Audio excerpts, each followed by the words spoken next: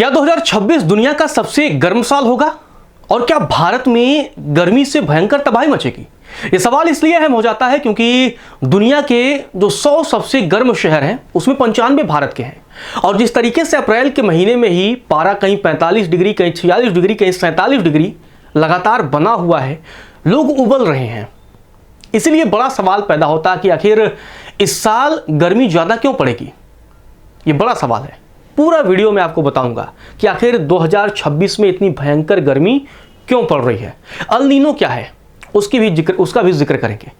लेकिन जो सबसे हैरान करने वाली बात यह है कि गर्मी की लिस्ट में अफ्रीका से लेकर जो मिडिल ईस्ट तक के देश हैं उन सब को भारत ने पछाड़ दिया है।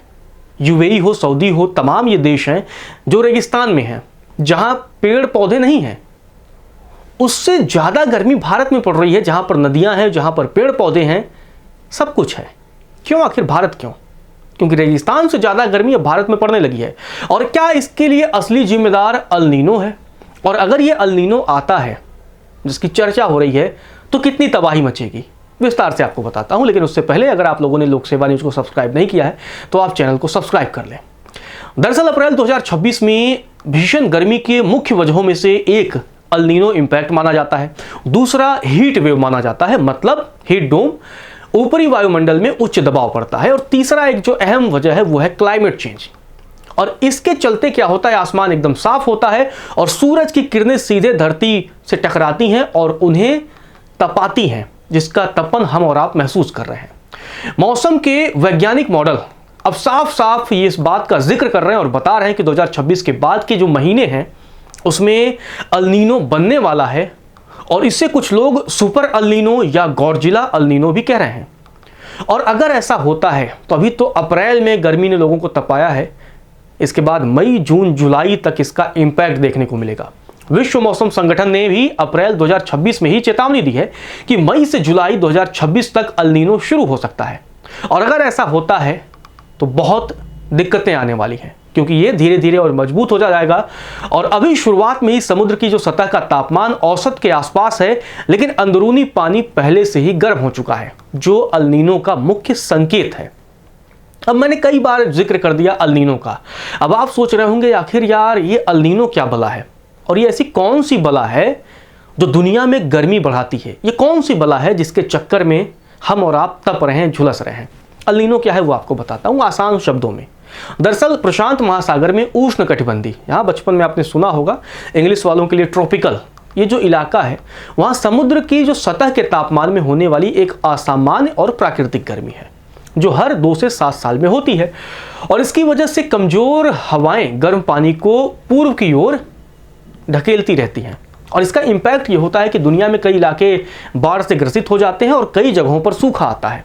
और भारत में भी मानसून कमज़ोर हो सकता है अगर अल नीनो, आसान भाषा में अगर आप समझिए तो अल नीनो और ला नीना पृथ्वी की सबसे बड़ी जलवायु लहरों में से एक है। अब आपको थोड़ा और आसान शब्दों में समझाता हूँ कि आखिर ये जलवायु लहरें क्या है और कैसे इनका इम्पैक्ट गर्मी पर होता है।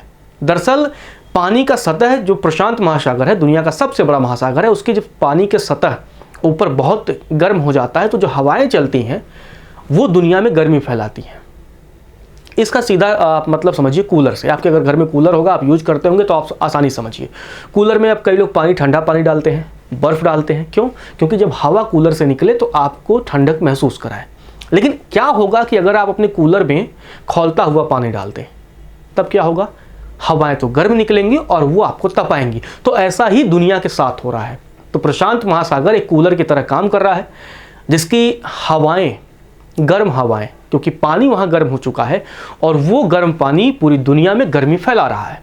क्योंकि सामान्य जब दिन होते हैं तो पूर्वी प्रशांत में ठंडा पानी ऊपर रहता है और हवा तब पूरब से पश्चिम की ओर चलती है, तो दुनिया के बहुत बड़े इलाके बच जाते हैं। लेकिन जब अल नीनो आता है तो हवा कमज़ोर हो जाती है और पानी गर्म हो जाता है और ये उल्टी दिशा में चलने लगते हैं, क्योंकि ऊपर पूरी तरीके से गर्म पानी फैला होता है और इससे पूरी दुनिया की जो हवा होती है और बारिश होता है उसका पैटर्न बदल जाता है।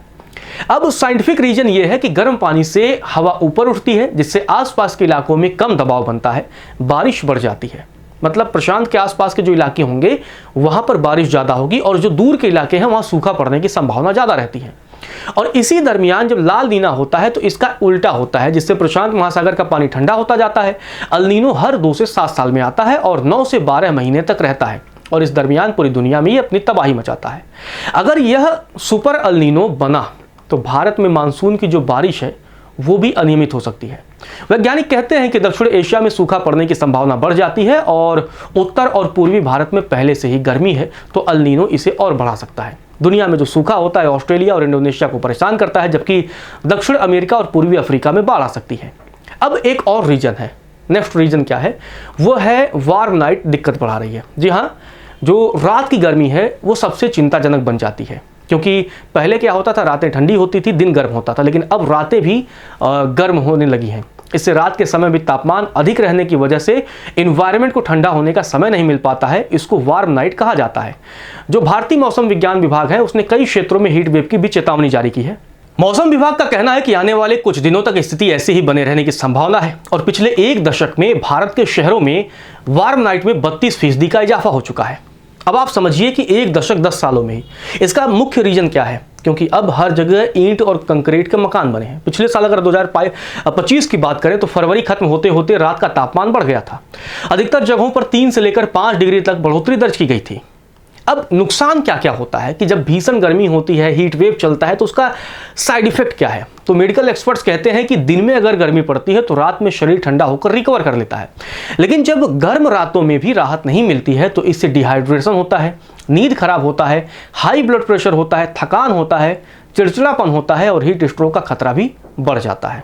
साल 1998 से 2017 के बीच दुनिया में 1,66,000 लोगों की मौत हीट वेव से हुई थी।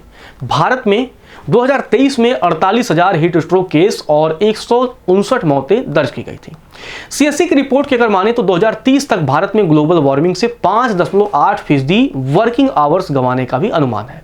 अब इसका इंपैक्ट आपने देख लिया कि किस तरीके से ये हीट वेव, किस तरीके से ये वार्म नाइट पूरी दुनिया को नुकसान पहुंचा रहे हैं और भयंकर गर्मी बढ़ रहे हैं। अब आप सोच रहे होंगे कि पिछले 10 सालों में कि आखिर भारत में इतनी गर्मी बढ़ी कैसे। तो सबसे पहला है पेड़ों की कटाई।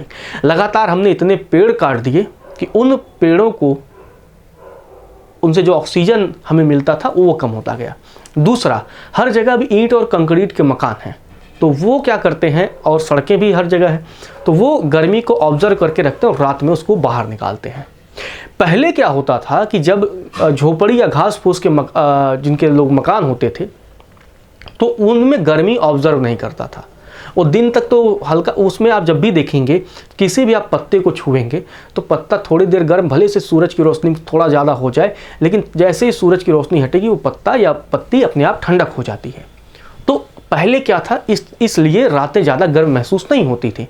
अब अगर आप पक्के मकान में रहते हैं तो दिन भर उसमें, क्योंकि क्या है, लोहा है, सरिया होगा, ईंट है, कंक्रीट है, ये सब गर्मी को ऑब्जर्व करके रखते हैं और उसके बाद रात को ये धीरे धीरे गर्मी निकालते हैं। और इसीलिए आप देखेंगे कि जो ईंट और पत्थर के जो मकान होते हैं, कंक्रीट के मकान हैं, उन मकानों में आपको गर्मी ज़्यादा फील होगी।